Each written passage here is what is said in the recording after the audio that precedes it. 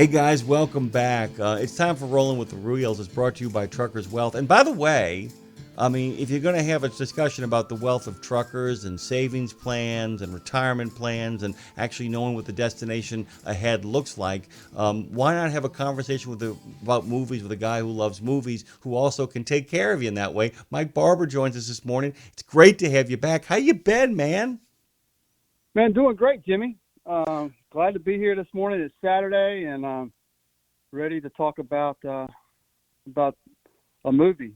Yeah, about the wind and the lion, by the way. Before we get to that, Mike, I do want to take care of this, and I'm going to tell you this. Anytime I feel good about my future, it makes it much easier to watch a movie. So let's kind of remind people, Truckers Well, let's remind people what that's all about, because I want to make sure that people understand that while they're out there doing their pre-trip and they're out there taking care of their own health and eating well and doing all the kind of groovy stuff, many times the one thing they forget is taking care of what's going to happen when they no longer drive that truck or when they're no longer around and their family's going to be left without. So that's what you guys do, right? I mean, you can start anytime. I'm 55. If I plan to work for 20 more years, you can put me in a winning position, couldn't you? Yeah, Jimmy, it's something that we've made we're out there. We're the only exclusive financial planner for the trucking industry. We are it for the trucker, and we know the trucking industry. And I saw a stat this week: 70% of truckers retire broke. Period. Let that marinate for a minute. And that's something that at Truckers Wealth we take personally, and we've helped a lot of people over the years, a lot of truckers, and whether you have a 401k, if you don't have a 401k, if you're just new to the business, if you're a seasoned veteran, you need direction. Truckers need help out there. Truckers do what 99.9% of the rest of us can't do. And a lot of times their schedules, and you have to understand the trucking industry and what truckers go through to really understand their finances and some of the tasks that they have, and they need help. And I'm glad that a lot come to Truckers Wealth. They go to our website, truckers-wealth.com. They fill out the contact form and they send it in, and then we just chat. We start the conversation into what they need and what they need to do better, give them suggestions. It's a very easy thing to do. Best thing you'll do, sometimes in your life when people look back and tell me about certain things. But yeah, go to our website and fill out that contact form, and let's have that conversation. Mike Barbour joins us this morning. I wanted to make sure we took care of you because you take care of us by watching these movies and prepping up. Guys, a lot of great movies turned 50 years old this year. The next one that Mike and I are going to be talking about was released in June. We're going to be dealing with Jaws in short order, so don't you guys worry. Jaws, by the way, one of the most famous moments in that, Mike, is the famous USS Indianapolis speech. I know you remember that one where Quint explains why he don't like sharks. It'll give you the chills. That monologue, even though Carl Gottlieb is the screenwriter of Jaws, that monologue wasn't working in the movie. Steven Spielberg called a guy named John Milius and said, "John, I'm stuck. What can you tell me about the U.S. Indianapolis?" And this is true, Mike. Milius literally told Spielberg to go get a legal pad, and he dictated the monologue to Spielberg, who Wow. wrote it down, brought it to Robert Shaw, who was a playwright, who then cut it and then did it in 2 takes. And John Milius, who did that, is the writer-director of the movie we're talking about today. Sean Connery, Candice Bergen, Brian Keith as Teddy Roosevelt, and John Huston, the great American film director, as Secretary of State John Hay. And the movie I'm talking about is the Academy Award nominated Wind and the Lion. So we hadn't watched it in a while, you and I, and you got a chance to watch it. So what did you think? Yeah, Wind in the Line is one of those ones that it's easy to forget about. In my situation, simply because it's been so long ago. It's when I was young and really didn't know the background, didn't know a lot about the movie, and I had forgotten. And just being able to go back and rehash a lot of that stuff was really kind of neat to compare it to really what it stood for. A lot of fiction in it, but it's historical value too. and it was nice to be able to to go back and kind of hash things out. You're talking about basically a Moroccan rebel that kidnaps an American and her kids, and of course that gets the Americans involved, and it's a big mess, international mess, basically. And Brian Keith playing Teddy Roosevelt. You've got two strong leaderships from across the world that just kind of go at it. The scenery is great in the movies. I've forgotten about how the desert scenes and some of the that was really neat. And just to see how all of that played out was neat to look back at. I'll tell you this too, man, which is really so much fun about this movie, because I don't know if you know, and I'm gonna ask you this question too, Mike. I didn't even realize it, and I just kind of picked this topic. Today's topic for the entire show is we call feathers that flock together. Different feathers that flock together, which is about the friendships, partnerships, romances that we have, where the only people who understand it are the people who are in it. Where we, these bedfellows, strange bedfellows, as it were. And what begins as two guys who are diametrically opposed, the Razuli, and Mike did a darn good job kind of summing up the movie. So the Razuli is a Berber pirate. He is a Berber tribal leader, and he kidnaps an American, Eden Petticaris, and her two children. He kidnaps them and basically says that he will execute them unless the Sultan, who turns out to be his brother, abdicates his throne. And of course, this makes Teddy Roosevelt, who's running for re-election, essentially say, Petticaris alive or Razuli dead. But as the movie goes on, Mike, they never meet, but they end up liking each other, which I think is terrific. They end up coming to really like each other for their daring and their courage. And that's a really kind of fun thing. I was kind of curious, have you ever had anybody in your life that you didn't agree with politically, or didn't see eye to eye on how a business should be run, or had different opinions about sports, and ended up being great friends with? Yeah, I think everybody has those people that, at first they start off, I'm a big sports fan, so there's always, that athlete that, for instance, I'm a Michael Jordan fan, that's my era. I'm a big Michael Jordan guy. And if you ask me who was the greatest player of all time, or greatest athlete of all time, I tell you Michael Jordan. But I can't sit back and tell you that I don't respect LeBron James, as an example. Sure, people could make baseball references or any other sports. Well, I mean, how about Larry Bird and Magic Johnson? Ended up, hated each other at first, ended up becoming the best of friends. The first person that called Magic Johnson when he got the terrible news that he got was Larry Bird, to tell him, I'm your friend, I'll play on the basketball court with you anytime. You never know, right? Jack Nicklaus and Arnold Palmer, you're right. There's always the great ones. They always seem to, I think they understand leadership. I think they understand, they have a respect, even if they don't, maybe they're against each other, that comes out. And I think that's a beautiful thing of everything when you talk about leadership roles. And certainly Teddy Roosevelt. He has a line about that. That's a really great. He respects all that. He has that line where he tells his son, he goes, "The world is a dark place. So leadership is this lonely, dark road, and the only other lights on the road are the other great people on it. And sometimes you fight them, and sometimes you make friends with them." He says, "But at the end of the day, they're the only thing that keep you going down a dark road." That's a good get, by the way. I'd forgotten about that moment too. And when I saw it, I remember him talking to his son in the movie, and he says, he said, "Dad, do you like Petticaris?" And he goes, "Yes." And he goes, "Well, isn't he your enemy?" And he goes, "Yes." Yeah. Yeah. It really, when I was watching the movie, I was thinking about things that have happened since then, historically in our world.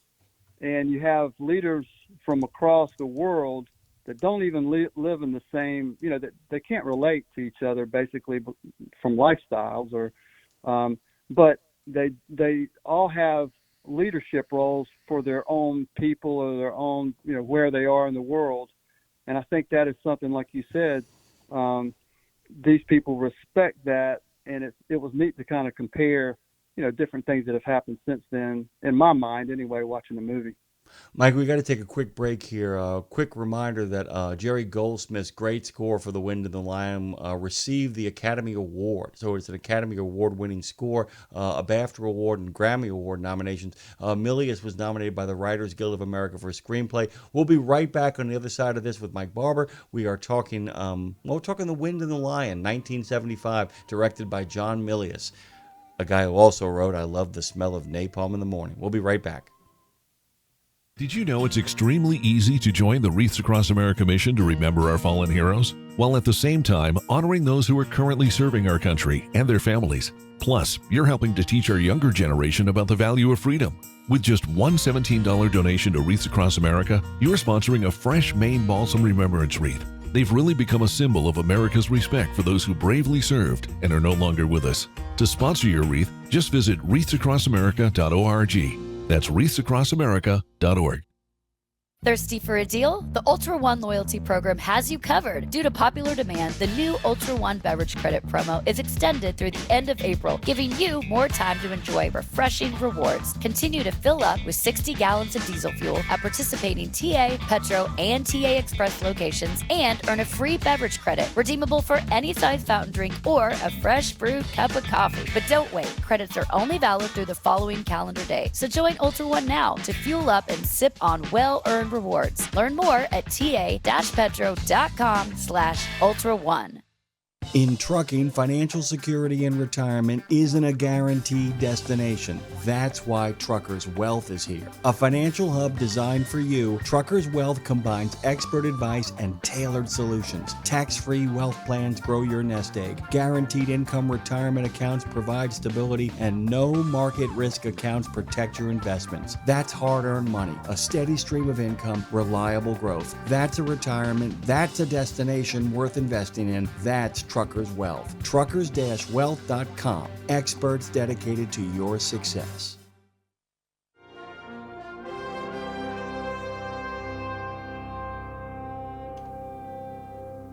You can hear that lovely music. By the way, if you just type in The Wind and the Lion on Spotify or wherever you get your tunes, wherever you download your tunes, you can hear Jerry Goldsmith's stirring and magisterial score for The Wind and the Lion. You know what the performance I always kind of go back to as well, Mike, is I love Steve Canale, who plays Captain Jerome, which is one of my favorite characters in the movie. You know the Marine captain? The one who actually sides with Petticaris in the end. Was there anything in particular, anybody's performance that you really dug?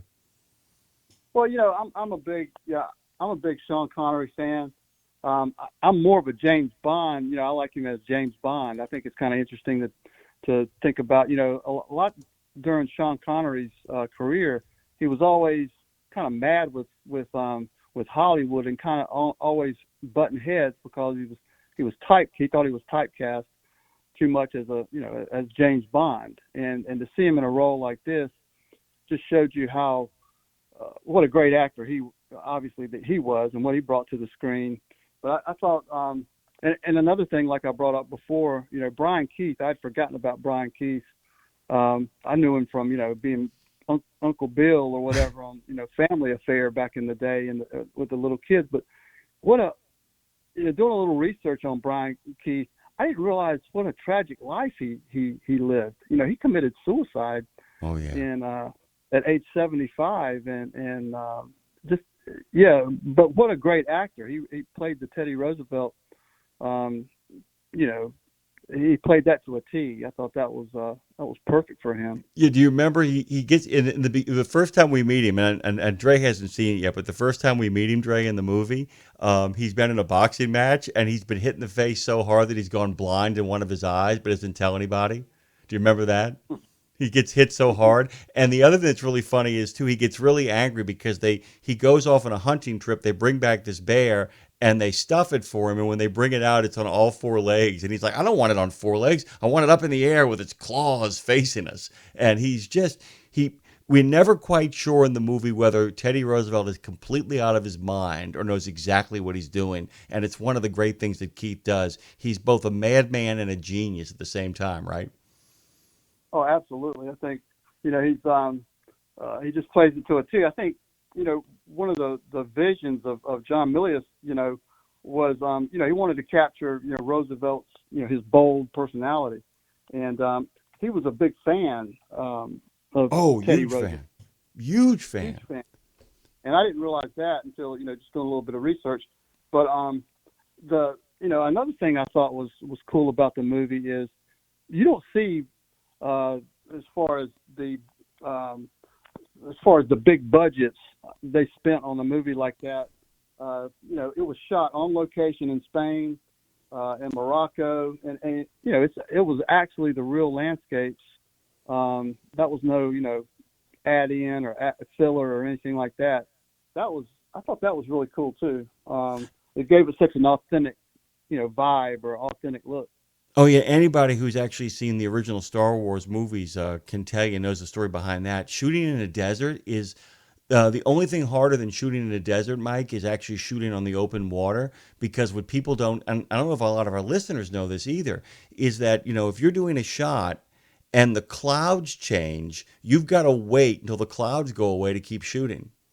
So that if you're not Wow. careful, because of the continuity. So if you're doing back and forth cutting and clouds just disappear, people notice that kind of stuff. So it's like shooting outdoors on location in a desert when a windstorm could pick up. In a boat, it can capsize you. In the desert, you get caught in a sandstorm. Plus, you're wearing these full costumes like it's 19th century, and you're dying of heat exhaustion. I mean, it's crazy. Yeah.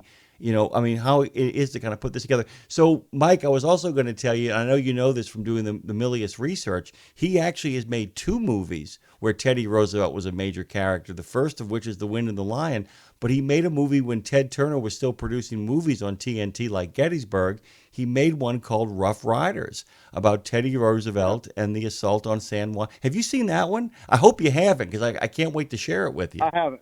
Yeah. Oh, have my not. God. It's great. I gotta do. Because Tom Berenger plays it, and there's a really great moment, a great leadership moment. I was thinking about you when I thought about this, because you're this kind of stand-up guy. They're at the bottom of the hill, and they're all getting caught under Cuban and German fire, and he stands up and he calls them all cowards, and he goes charging up the hill, and they all follow him up there, and they take the hill. And then he comes back out. I love this. This is typical Milius, typical Roosevelt. He comes out on the porch, and the first thing he says is not congratulations or we did it. He goes, "I'm sorry I called you men cowards. There are no cowards here today." And the ability in a leadership situation to admit when you're wrong is maybe one of the most powerful things you can do with the people that you work with, right? Oh, absolutely. I think that's a good. It's a good. Good thing to kind of ponder. When you see some of those, that's why the older movies like this, when you get into them, they have different scenes that they're put in for that you think about that kind of resonate all through history. I think the right at the start, the kidnapping scene was a huge. I thought kind of a cool scene. Right at the start. When of course. Razzuli's men stormed the American family's home with swords and rifles blaring, blazing. That was really dramatic. And of course, the sword fight was one that I really, stands out to me. Well, also, I got to. Bear hunt. That was pretty good too. Yeah, Bear is pretty darn good. The movie is a lot of fun, and by the way, that's the other thing too. For those of you who have not seen The Wind and the Lion, the historical stuff is great. The artistry of the way it's filmed is great. It's exciting. It's got great sets, great costumes. It really feels like the world. It's just fun. It just feels like it's the kind of movie, and it's the kind of movie that if you have kids between about, I'd say 9 to 11 is fair. Anybody over the age of 9 can watch this with their parents. That's a pretty fair assessment, right? Yeah. Can you imagine this movie in HD? You think about it. It was 1975, but in HD, this movie would have really been just looked. Oh, it's gorgeous. Amazing. You're right, Mike, and I have to tell you, and the other reason why I like it to watch it with your kids, especially your sons, although there are a couple of young girls out there who might get a big kick out of it. After all, Candice Bergen is terrific, and by the way, the female lead is not a wilting wallflower, is she? She's got guts. And what is the I think it's based on real life. Yeah, it's based on a Bergen, guy. they It's based on a replaced. guy, It was a Ion man. It was a Petticaris. man. Yeah, Yeah, it's yeah, Ion Petticaris. He was actually kidnapped, and there was a big thing, and he was actually a friend of the Roosevelts, and all kinds of stuff kind of went kind of yeah. crazy. But then Roosevelt was such a maniac that he kind of made the most of it and enjoyed the hell out of himself while he was doing it. Yeah, it really has a basis. And by the way, if you go through, if you do your research, guys, there are people who are fictional characters who are actually based on real people, and there are people who are playing real people. The Rizzoli was real. Of course, Roosevelt was real. John Hay Hmm. was real. A lot of groovy stuff. Absolutely. Absolutely. Based on a lot of facts and truth as well. All right, Mike. So I have to ask, as we're getting around out of time here, what do you got planned for this weekend? And are you excited about watching Jaws next? Oh, I am. Just in time. Well, just in time uh, for the summer. So you'll have me not going in the ocean for 2 You're months during the welcome. summer. But yeah, so because that's what this movie does. It does to every time. It doesn't matter if you've seen it 50 times. Jaws is just one of those classics. But I want to. I've got a few things to do, a few little honeydews this morning. But I imagine I'll be on the golf course at some point this weekend.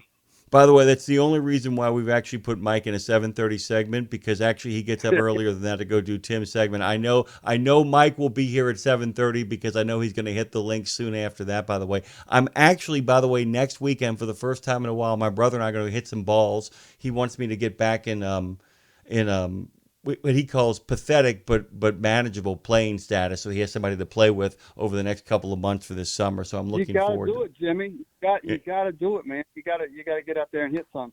All right, I tell you what, I'll make a deal with you. If you promise to do some skeet shooting with me at some point, I will play a round of golf with you. How about that?